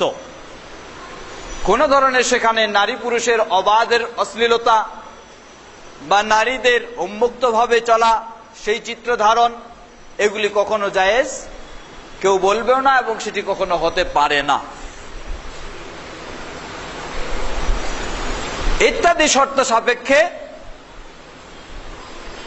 এই মিডিয়াকে ইসলাম প্রচারের ক্ষেত্রে আমরা ব্যবহার করতে পারি, যেটি আজকে ব্যবহার হচ্ছে আলহামদুলিল্লাহ। যদিও এর বিপক্ষে অনেকে অনেক কথা বলেন, কিন্তু কথা বললেও তাদের সে কথাগুলি সঠিক দলিল সম্মত না হওয়ায় এবং মানুষের বর্তমান অবস্থা ও প্রেক্ষাপটে মুসলিম উম্মার বা ইসলামের যে প্রয়োজন, সেই প্রয়োজনের বিপরীত হওয়ায়, বিপরীতমূলক হওয়ায় সেগুলি গ্রহণযোগ্য হচ্ছে না। বরং এই মিডিয়ার মাধ্যমেও ইসলামের নীতিমালার আলোকে যে প্রচার প্রসার, সেটা দিনের পর দিন আলহামদুলিল্লাহ বেড়ে চলেছে এবং যারা এই পথেও দাওয়াতি কার্যক্রম চালিয়ে যাচ্ছেন তারাও সফল হচ্ছেন। আপনারা জানেন IERF, Dhaka Bangladesh Islamic education and research foundation, ইসলামের বিষয়গুলিকে কোরআন ও সহিহ সুন্নাহর আলোকে রিসার্চ, গবেষণা, শিক্ষা, জানা এবং এগুলিকে মানুষের কাছে সুন্দরভাবে, সুন্দর নিয়মে কিভাবে পৌঁছিয়ে দেওয়া যায়, এ লক্ষ্যেই প্রতিষ্ঠিত IERF, Islamic education and research foundation. IERFও আমাদের এই কাজ করে যাচ্ছে। এই মিডিয়ার মাধ্যমে কিভাবে সুন্দরভাবে কোরআন ও সহিহ সুন্নাহর কথাগুলি ভিডিওর মাধ্যমে, ভিসিডির মাধ্যমে অথবা নেটের মাধ্যমে অথবা স্যাটেলাইটের মাধ্যমে সমগ্র বিশ্বে মুসলিম ও অমুসলিম সকলের কাছে তুলে ধরা যায়, সে লক্ষ্যে আমাদেরও কর্মসূচি রয়েছে। আর এই কর্মসূচিকে আমরা সকলেই জানি, এটাকে আরো গতিশীল করতে হলে প্রয়োজন বহু ধরনের সাহায্য সহায়তার।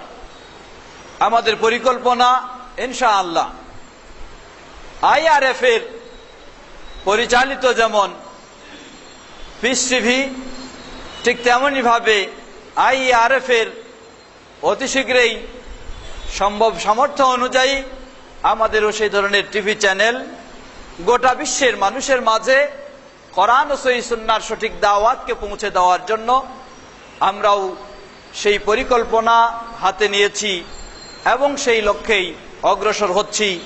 আল্লাহ রাব্বুল আলামিন যাদেরকে সাহায্য বা সহায়তা দেওয়ার সামর্থ্য দিয়েছেন তাদেরকে আমরা আহ্বান জানাচ্ছি আমাদের নিয়মিত এই প্রোগ্রামগুলিকে বা এই ইসলামী বিষয়গুলিকে ছড়িয়ে দেওয়ার জন্য এই দাওয়াতি কার্যক্রমকে আরো গতিশীল করার জন্য এই প্রজেক্টকে এই প্রকল্পকে আরো সক্রিয় করার লক্ষ্যে আপনাদেরকে আমরা আহ্বান জানাচ্ছি, আমন্ত্রণ জানাচ্ছি। সকলেই যে যেখানেই থাকুন না কেন, বিশ্বের যে প্রান্তে আমাদের IERF এর অ্যাকাউন্টে বা সরাসরি যেভাবে আপনারা আপনাদের সহযোগিতা পৌঁছে দিয়ে আমাদের এই মাধ্যমকে আরো শক্তিশালী ও গতিশীল করার জন্য চেষ্টা রাখবেন। আল্লাহ সকলকে সে তৌফিক দান করুন। সম্মানিত সুধীবৃন্দ, সুতরাং আমাদের কাছে বিষয়টি স্পষ্ট, কোরআন ও সহিহ সুন্নাহর সঠিক প্রচারের জন্য প্রিন্ট মিডিয়া যেমন প্রয়োজন, তেমনি ভাবে ভিডিও, VCD, অডিও বা স্যাটেলাইট এবং এই সমস্ত নেট বা আরো যা কিছু রয়েছে এই সবগুলিকে আমরা ব্যবহার করতে পারি। তবে এক্ষেত্রে শর্ত, কোন মুসলিম তার বাড়িতে হয়তো তার কাছে টিভি ছিল না, এখন তিনি এই কথাগুলি জানার জন্য টিভি ব্যবহার করবেন।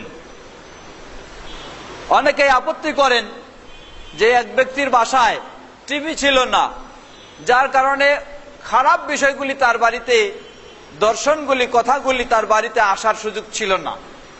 এখন পিস টিভির নাম দিয়ে বা কোরআন সুন্নাহর প্রোগ্রামের নাম দিয়ে যখন টিভি চালু করলেন, তার বাড়িতে এখন খারাপ বিষয়গুলিও আসার সুযোগ হলো।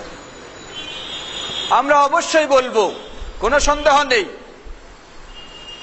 এই মিডিয়ার মাধ্যমে যেমনই ভাবে ভালো জিনিস যেতে পারে তেমনি ভাবে খারাপ জিনিসও আপনার বাড়িতে পৌঁছেছে এবং পৌঁছতে পারে, যেগুলি সবখানে অহরহ প্রস্তুত রয়েছে।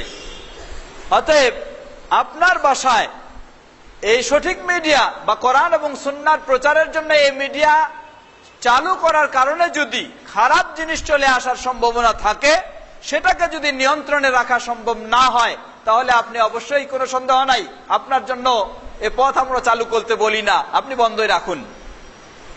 তবে আলহামদুলিল্লাহ আমরা শুনেছি, আমাদের কাছে এই তথ্য সংবাদ এসেছে, বহু পরিবেশে, পরিবারে, জায়গায় যেখানে টেলিভিশন ছিল, তারা বিভিন্ন রকমের চ্যানেল দেখতেন, বিভিন্ন রকমের গান বাজনা, অশ্লীল এগুলি তারা তাদের পরিবারে আসতো, চলতো, দেখতো। তারা যেদিন থেকে পিস টিভি বাংলা শুরু হয়েছে, তারা আমাকে বলেছেন, যারা জানিয়েছেন যে পিস টিভি বাংলা চালু হওয়ার পরে যে পিস টিভি বাংলা 24 ঘন্টায় কোরআন সুন্নাহর ইসলামী প্রোগ্রামগুলি দেখা যায়, শোনা যায়। অতএব সেদিন থেকে সব চ্যানেলগুলি বন্ধ করে শুধু পিস টিভি বাংলায় আমরা চালু করেছি।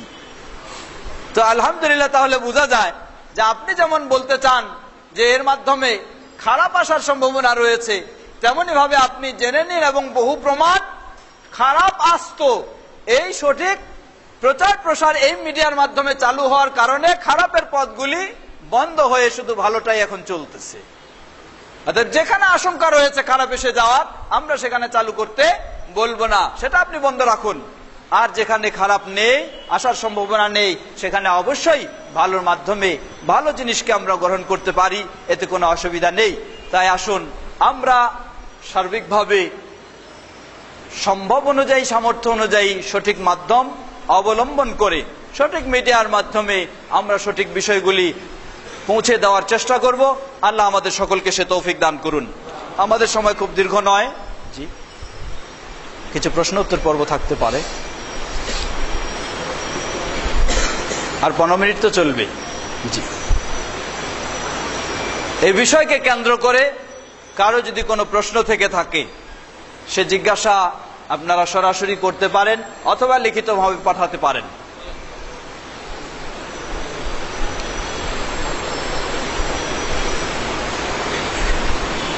আজকের বিষয়কে সামনে রেখে কারো কোনো প্রশ্ন থাকলে সে প্রশ্ন লিখিত অথবা সরাসরি দাঁড়িয়ে বলতে পারেন। জি জি, দাঁড়িয়ে সরাসরি বলতে পারেন। জি জি,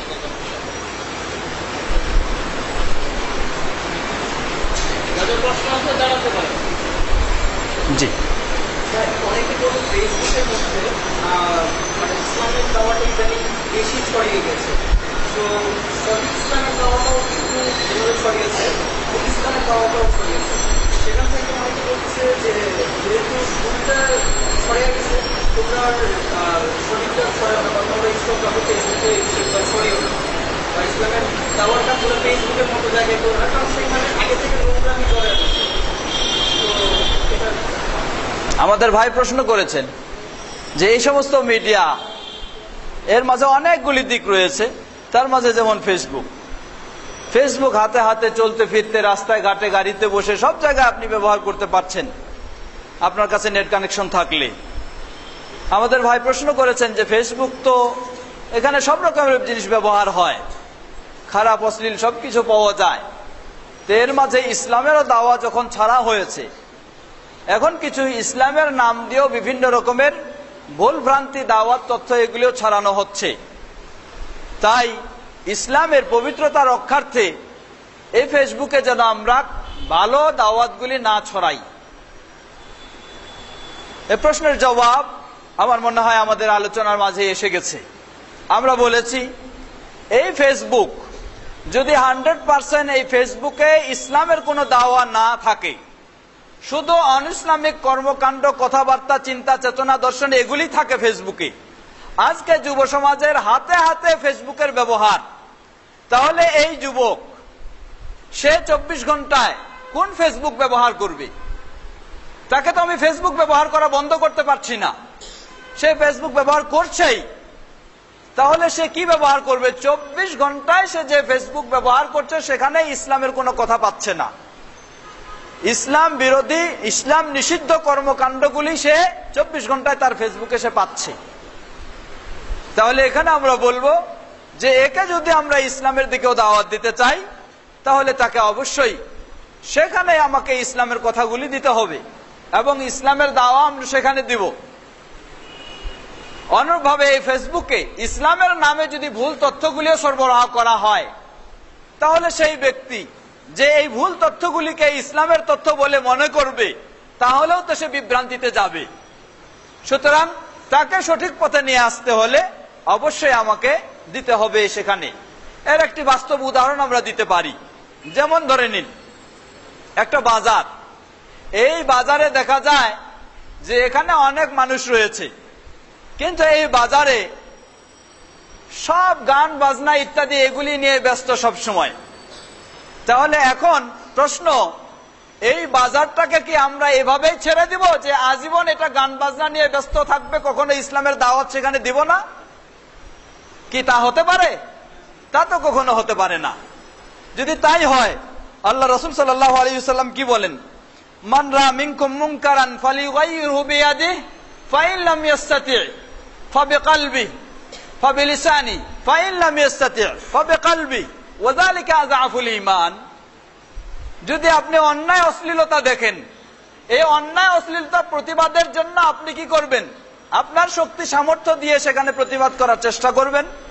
তা না পারলে আপনার বক্তব্যের মাধ্যমে প্রতিবাদ করার চেষ্টা করবেন। এখন আপনি ফেসবুকে দেখতেছেন অন্যায় অশ্লীলতায় ভরা, তাহলে এই অন্যায় অশ্লীলতার ভরা ফেসবুক, এটার প্রতিবাদ আপনি কিভাবে করবেন?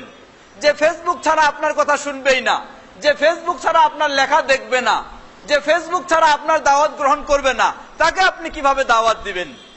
তাকে আপনাকে সেই পথেই দাওয়াত দিতে হবে। আল্লাহু তাআলা আলাম। জি, প্রশ্ন হলো কোন ধরনের ফটো হারাম, বিষয়টি স্পষ্ট হলো। আমাদের ভাই প্রশ্ন করেছেন যে কোন ধরনের ফটো হারাম, বিষয়টি স্পষ্ট হয়নি। আসলে বিষয়টি নিয়ে বিস্তারিত কথা আমরা বলিনি, তাই স্পষ্ট হয়নি। যেতে সেই বিষয় নিয়ে বিস্তারিত কথা বলতে গেলে অনেক সময় প্রয়োজন। রাসূল সাল্লাল্লাহু আলাইহি ওয়াসাল্লাম এ মর্মে অনেক হাদিস এসেছে, যেগুলিতে যারা ছবি বা প্রতিকৃতি তৈরি করে তাদের শাস্তি সম্পর্কে এবং এই বিষয়গুলি সম্পর্কে অনেক বর্ণনা এসেছে। যেমন সরাসরি হাদিসে এসেছে, সহিহ হাদিস, সহিহ বুখারীর হাদিস, রাসূল সাল্লাল্লাহু আলাইহি ওয়াসাল্লাম বলেন, কুল্লু মুসাউবিরিন ফিন্নার, সকল আকৃতি প্রকৃতি বা চিত্র তৈরিকারীরা জাহান্নামে। তাহলে আপনি এখন ভিডিও দিয়েও চিত্র নিচ্ছেন, তাহলে আপনি কি জাহান্নামে যাবেন নাকি?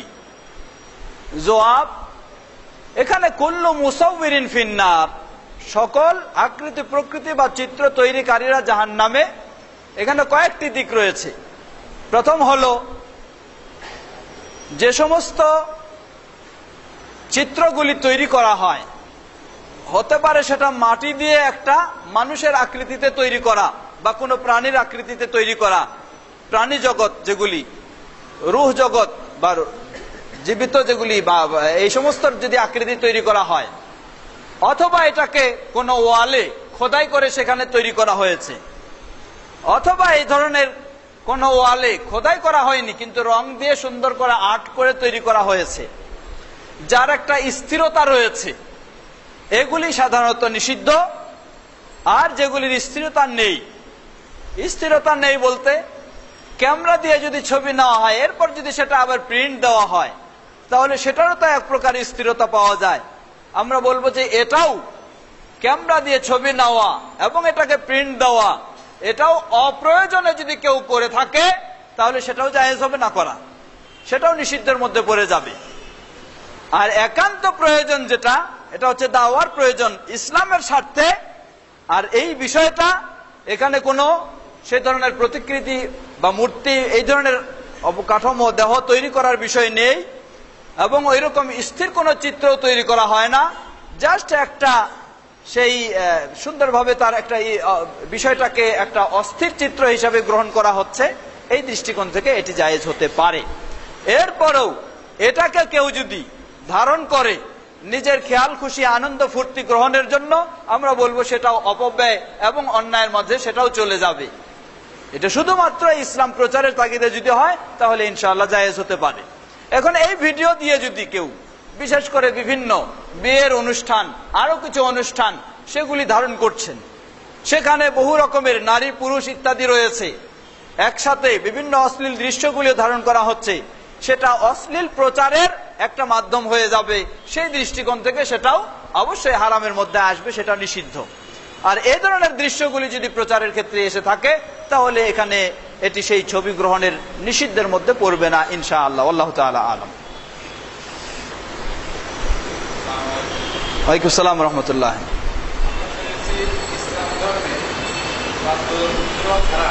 জি,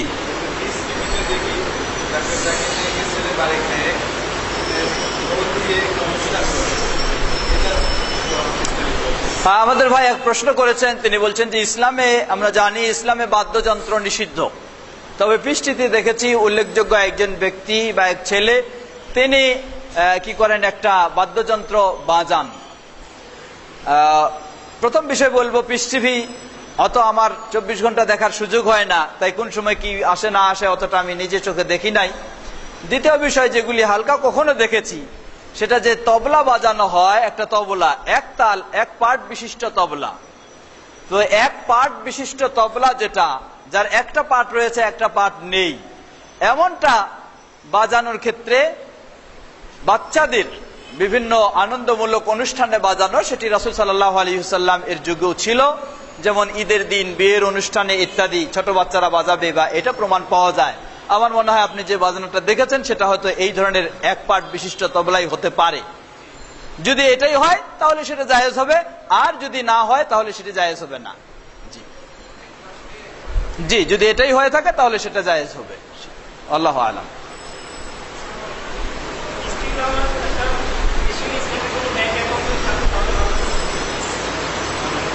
আজকে আমি পিস টিভি বাংলার প্রতিনিধি হিসাবে এখানে বসিনি, অতএব এই জবাব আপনাকে দিতে পারছি না, তবে পরামর্শটা রাখবো ইনশাআল্লাহ। জি, আমাদের হাতে সময় কম, যারা প্রশ্ন করবেন অনুগ্রহ করে বিষয়ের সাথে সংশ্লিষ্ট রেখে প্রশ্নটা করুন। জি জি, আজকের যে বিষয়ে আলোচনা হয়েছে মিডিয়ার সাথে সংশ্লিষ্ট ইসলামের বিষয়গুলো আপনারা প্রশ্ন করবেন, এবং সময় সংক্ষিপ্ত, অতএব প্রশ্ন করার ক্ষেত্রে বিষয়টা খেয়াল রাখবেন।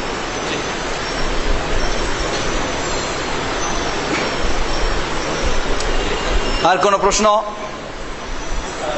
আসসালাম রহমতুল্লাহ। কি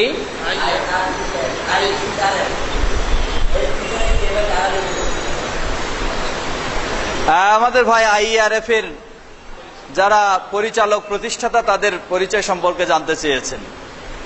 IRF প্রতিষ্ঠাতা পরিচালক হিসাবে আমি রয়েছি শুরু থেকেই, প্রতিষ্ঠাতা পরিচালক হিসাবে, এবং আমাদের সাথে আমাদের মতো অনেক ভাইরাও IRF এ তারা জড়িত এবং তারা রয়েছেন ইনশাআল্লাহ।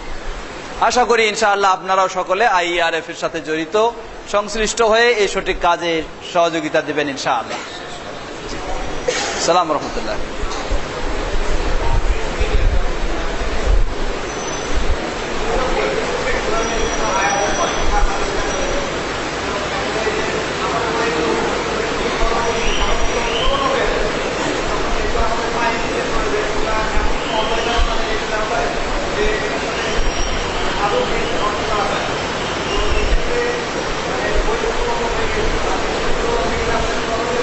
জি,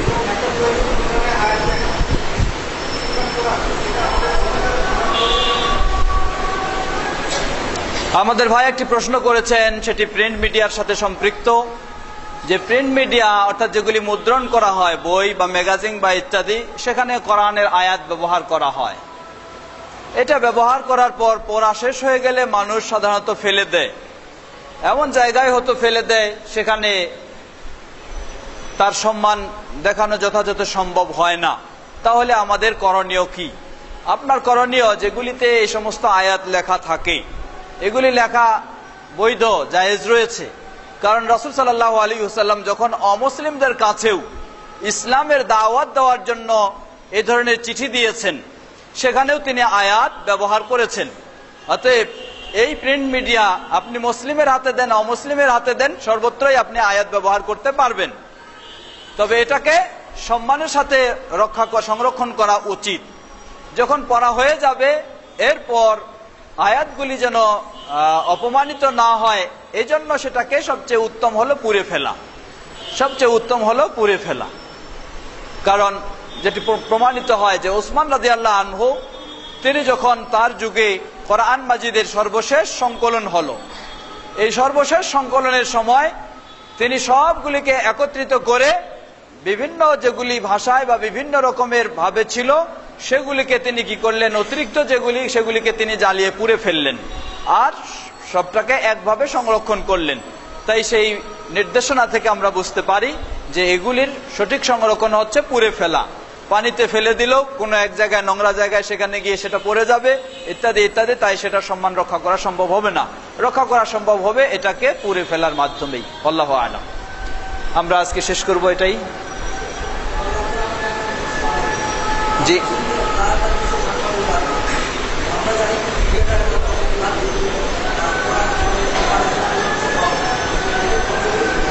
আচ্ছা, সুন্দর প্রশ্ন। প্রশ্ন হলো যে আল্লাহ সুবহানাহু ওয়া তাআলা বলেন, লা তালবিসুল হাক্কা বিল বাতিল, তোমরা হককে বাতিলের সাথে মিশ্রিত করো না। তাহলে মিডিয়া আমরা জানতেছি, প্রশ্নকারী বললেন মিডিয়া জানছি এটা বাতিল, তাহলে আমরা হক জিনিসটাকে বাতিলের সাথে মিশ্রিত করব কেন? জবাব, মিডিয়া বাতিল কেমনি, এই প্রশ্ন এসে যায়। আমরা মিডিয়ার কয়েকটি দিক তুলে ধরেছি। আমরা বলেছি মিডিয়া এটা একটা যন্ত্র, এই যন্ত্রটাকে ভালো কাজেও ব্যবহার করা যেতে পারে, খারাপ কাজেও ব্যবহার করা যেতে পারে। ভালো কাজে, খারাপ কাজে ব্যবহার করার কারণে যারা ব্যবহার করে খারাপ কাজে তারা এজন্য অপরাধী হবে, আর ভালো কাজে যারা ব্যবহার করবে তারা অবশ্যই, তাদের জন্য এটা বৈধতা এবং সওয়াব রয়েছে। এই যন্ত্রটা কখনো বাতিল নয়, যন্ত্রটার ব্যবহারটা হলো বাতিল আর হক। ব্যবহারটা খারাপ ভাবে ব্যবহার করলে সেটা বাতিল। আর উদাহরণস্বরূপ, যেটা উদাহরণ একটু আগে দিয়েছি, আমাদের একটা হয়তো গ্রাম রয়েছে, একটা গঞ্জ রয়েছে, যে গ্রামের সব মানুষেরা অমুসলিম, সব মানুষেরা ইসলামে কেউ নাই, সবাই তাহলে হক না বাতিল? সবাই বাতিল। এখন এই বাতিলটাকে হকে নিয়ে আসার জন্য আমি কি ওখানে কোরআনের দাওয়াত দিব না? আমি কি কোরআনের দাওয়াত বন্ধ রাখবো যে কোরআন আমার হক, ইসলাম আমার হক, তাই ওই বাতিলের মাঝে আমি এটাকে ঢুকাবো না? তা তো হতে পারে না। আমাকে কি করতে হবে? এখন ওই বাতিলটাকে দূর করার জন্য সেখানে আমাকে হকের দাওয়াত দিতে হবে। আল্লাহু আ'লাম। সর্বশেষ প্রশ্ন। জি,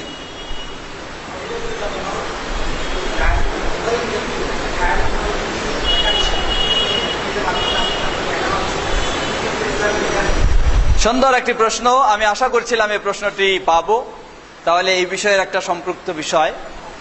প্রশ্নকারী বলেছেন, মেয়েদের জন্য যারা তাদের মাহরাম নয়, অর্থাৎ যাদের সাথে মাহরাম বলা হয় তাদেরকে, যাদের সাথে বিবাহ বন্ধনে আবদ্ধ হওয়া হারাম, এমন ব্যক্তিদের প্রতি দৃষ্টি দেওয়া, তাদের সাথে কথাবার্তা বলা বা তাদের কথা খোলামেলা শোনা, এটি জায়েজ নয় ইসলামে।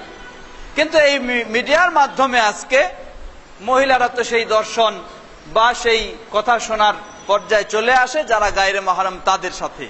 তাহলে এটি কতটুকু জায়েজ হবে কিনা? জবাব, এখানে কয়েকটি বিষয় বলবো আমরা। প্রথম বিষয়, যদি কোনো মিডিয়ায় কোন সেই দর্শনের যে বিষয়টা, সেখানে যদি পুরুষদের যেটা এসে থাকে সেটা যদি অমার্জিত হয়ে থাকে, অশালীন হয়ে থাকে, তাহলে এমন গায়রে মাহরামের দিকে দৃষ্টি দেওয়া জায়েজ হবে না। সেটা যেই মিডিয়া এসে যেই কথাই বলুক না কেন, যদি তার অবস্থানটা যদি অমার্জিত অশালীন হয়ে থাকে, মার্জিত যদি না হয়, এটা হলো এক শর্ত। 2 নাম্বার, যদি মার্জিত হয়ে থাকে তাহলে তার দিকে দৃষ্টি দেওয়া যেতে পারে একজন মেয়ে মানুষের কয়েক শর্ত সাপেক্ষে। প্রথম শর্ত হলো দ্বীন শিখার উদ্দেশ্যে। প্রথম শর্ত হলো দ্বীন শিখা জানার উদ্দেশ্যে। রাসূল সাল্লাল্লাহু আলাইহি ওয়াসাল্লাম বা সাহাবীদের মাঝে এই ধরনের বিষয় ঘটেছে। যেমন সহিহ বুখারীর হাদিসে এসেছে, রাসূল সাল্লাল্লাহু আলাইহি ওয়াসাল্লামের কাছে মহিলা সাহাবীরা আবেদন করলেন, হে আল্লাহর রাসূল সাল্লাল্লাহু আলাইহি ওয়াসাল্লাম, সব সময় আপনার কাছে পুরুষেরা বসার সুযোগ পায়, আর আমরা মসজিদে আসলেও আমরা সব সময় কি থাকি? দূরে থাকি, পিছনে থাকি। আপনার কাছে বসে আমাদের কোনো কথা শোনার এত সুযোগ হয় না। অতএব আপনি আমাদের জন্য সপ্তাহে একটি দিন নির্দিষ্ট করে দিন, যেই দিন আমরা মেয়েরা সরাসরি আপনার কাছে এসে শুনবো, কোনো পুরুষেরা সেখানে থাকবে না। রাসূল সাল্লাল্লাহু আলাইহি ওয়াসাল্লাম মেয়েদের জন্য এই ধরনের একটি দিন নির্দিষ্ট করে দিলেন, যেদিন সরাসরি সেখানে রাসূল সাল্লাল্লাহু আলাইহি ওয়াসাল্লামকে তারা চোখ দিয়ে দেখতো এবং রাসূল সাল্লাল্লাহু আলাইহি ওয়াসাল্লামের কাছে তারা দ্বীনের শিক্ষা নিত। কেউ বলতে পারে যেটা রাসূল সাল্লাল্লাহু আলাইহি ওয়াসাল্লাম ছিলেন, অন্য কেউ নয়। না, রাসূল সাল্লাল্লাহু আলাইহি ওয়াসাল্লাম তাদের জন্য গায়রে মাহরাম ছিলেন কিনা? রাসূল সাল্লাল্লাহু আলাইহি ওয়াসাল্লাম তাদের জন্য গায়রে মাহরাম ছিলেন। রাসূল সাল্লাল্লাহু আলাইহি ওয়াসাল্লামের সামনে তাদের জন্য ওইভাবে উঠা বসা চলাফেরা নিষিদ্ধ ছিল। অনুরূপ ভাবে খোলাফায়ে রাশিদিন থেকেও এরকম প্রমাণ পাওয়া যায় যে তাদের কাছ থেকেও এভাবে তারা দ্বীনের শিক্ষা সরাসরি গ্রহণ করেছেন। তাহলে আমরা বলবো যে এই মিডিয়া দর্শনের মাধ্যমে একজন মেয়ে তার গায়রে মাহরাম হলেও তার কাছ থেকে কথাগুলি শুনতে পারে, তার দিকে দৃষ্টি দিতে পারে কয়েক শর্ত সাপেক্ষে। প্রথম শর্ত হলো, যাকে দেখবে তার অবস্থাটা মার্জিত হতে হবে, শালীন হতে হবে, অশালীন যেন না থাকে। দ্বিতীয়, তার দিকে দৃষ্টি দেবে শুধু একটি উদ্দেশ্যে, সেটি হলো দ্বীন শিখার উদ্দেশ্যে, দ্বীন জানার উদ্দেশ্যে, ভালো করে দ্বীনের বিষয়টা বোঝার উদ্দেশ্যে। তৃতীয়, এরপরেও যিনি তাকে দেখছে তার মার্জিত অবস্থা রয়েছে, সবকিছু দ্বীন শিখা সবকিছু, কিন্তু কোন মেয়ে যদি এ ধরনের গায়রে মাহরামের দিকে দৃষ্টি দেওয়ার কারণে তার মনে যদি কোনো শয়তানি ও ওয়াসওয়াসা, খারাপ চিন্তা এসে যাওয়ার সম্ভাবনা থাকে, তাহলে তার জন্য দৃষ্টি দেওয়া জায়েজ হবে না। তখন সে শুধুমাত্র আওয়াজটা শুনবে, দেখবে না তার দিকে। এই সমস্ত শর্তের আলোকে চতুর্থ, এটা এমন নয় যে ইসলাম শিক্ষা বা জানার জন্য মেয়েদেরকে মিডিয়ার মাধ্যমে সামনে আসতেই হবে, এমন কথা নয়। এটাও ছাড়াও আরো যেগুলি রয়েছে, শুধু অডিও, তারা সেই অডিওতে শুনে শিখবে, অসুবিধা নেই, এটাতে আসতেই হবে তাদের জন্য, এমন আমরা অপরিহার্য বলছি না। এছাড়াও দ্বীন শিক্ষা বা ইত্যাদির জন্য মনে যদি কোনো দুর্বলতা না থাকে, তাহলে মেয়েরা দৃষ্টি দিতে পারে অন্য পুরুষের দিকেও। যেমন সেটাও সহিহ বুখারীর হাদিস, রাসূল সাল্লাল্লাহু আলাইহি ওয়াসাল্লাম উম্মুল মুমিনিন আয়েশা রাদিয়াল্লাহু আনহাকে কাছে নিয়ে দাঁড়িয়ে রয়েছেন। রাসূল সাল্লাল্লাহু আলাইহি ওয়াসাল্লামের পিছনে তিনি দাঁড়িয়ে রয়েছেন। মসজিদে বা মসজিদের সামনে সেই হাবশিরা, তারা তীরন্দাজরা তীরের খেলা করছিল।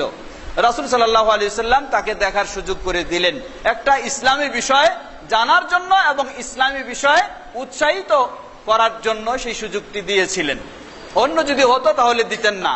তাহলে এগুলি থেকে বোঝা যায় যে একজন মেয়ের গায়রে মাহরাম যদিও হয়, মাহরাম নাও হয়, এমন ব্যক্তিদের প্রতি দৃষ্টি দিয়ে বা তাদের প্রতি দর্শন ও শ্রবণ জায়েজ হতে পারে এই শর্ত সাপেক্ষে। আল্লাহু তাআলা আ'লাম। আজকে আমরা এখানে শেষ করছি। আপনাদের সকলকে অনেক ধন্যবাদ জানাচ্ছি।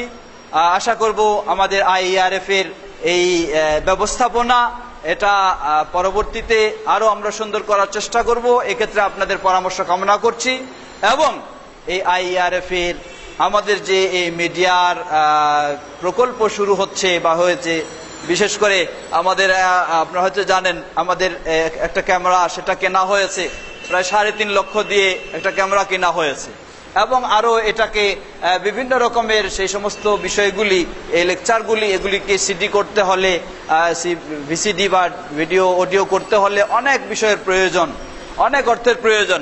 ইনশাআল্লাহ আপনারা সম্ভব অনুযায়ী, স্বার্থ সামর্থ্য অনুযায়ী সেই সহযোগিতাও এগিয়ে আসবেন। আল্লাহ রাব্বুল আলামিন আমাদের সঠিক বিষয়গুলি প্রচার প্রসারের জন্য যার যেভাবে সামর্থ্য সেভাবে সহযোগিতা যেন দিতে পারি, IERF কে আমরা আরো সুপ্রতিষ্ঠিত করতে পারি। আল্লাহ রাব্বুল আলামিন আমাদের সকলকে সে তৌফিক দান করুন। আমিন। ওয়া আখিরু দাওয়ানা আলহামদুলিল্লাহি রাব্বিল আলামিন ওয়া সাল্লাল্লাহু তাআলা আলা নবিনা মুহাম্মদ ওয়া আলা আলিহি ওয়া সাহবিহি আজমাইন। সুবহানাকা আল্লাহুম্মা ওয়া বিহামদিকা আশহাদু আল্লা ইলাহা ইল্লা আনতা ওয়া আস্তাগফিরুকা ওয়া আতুবু ইলাইক। আসসালামু আলাইকুম ওয়া রাহমাতুল্লাহি ওয়া বারাকাতুহু।